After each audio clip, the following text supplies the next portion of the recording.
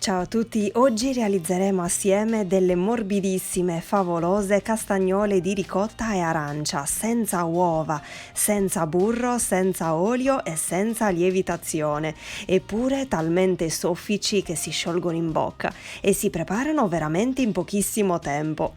All'interno di una ciotola verseremo la ricotta di pecora, lo zucchero semolato e sopra grattugeremo l'arancio.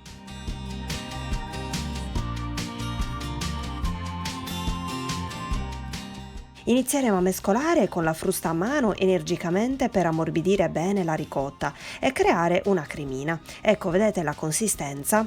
Ora piano piano aggiungeremo il succo dell'arancia spremuta e continueremo a mescolare.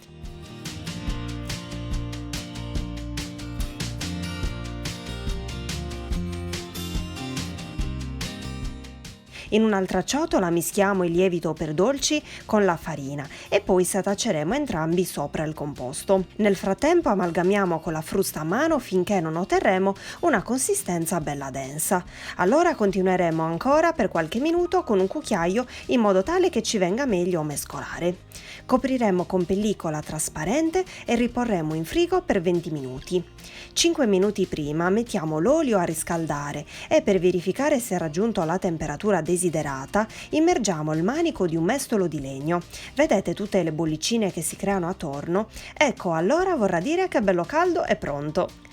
Ci inumidiamo le mani con poca acqua, preleviamo piccole parti di impasto, le arrotoliamo e le immergiamo nell'olio. Attenzione a non friggerle con la fiamma troppo alta, altrimenti rischiereste di farle bruciare subito fuori e l'interno invece resterebbe crudo.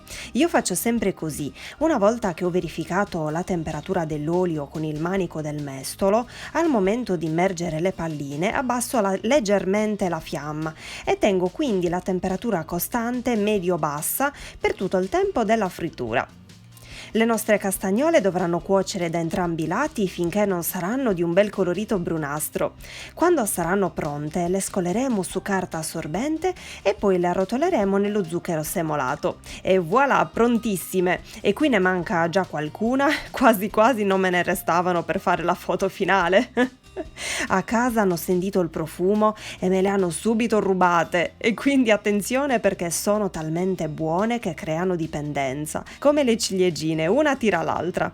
Castagnole travestite da zeppoline, vi giuro il gusto, il profumo e la consistenza sono identiche, restano sempre morbide anche quando si freddano, sempre che ci arrivino a freddarsi, perché qui ad esempio sono già finite tutte.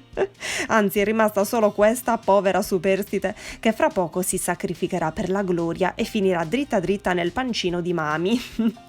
Ma prima ovviamente dovevo mostrarvi l'interno, veramente eccezionale.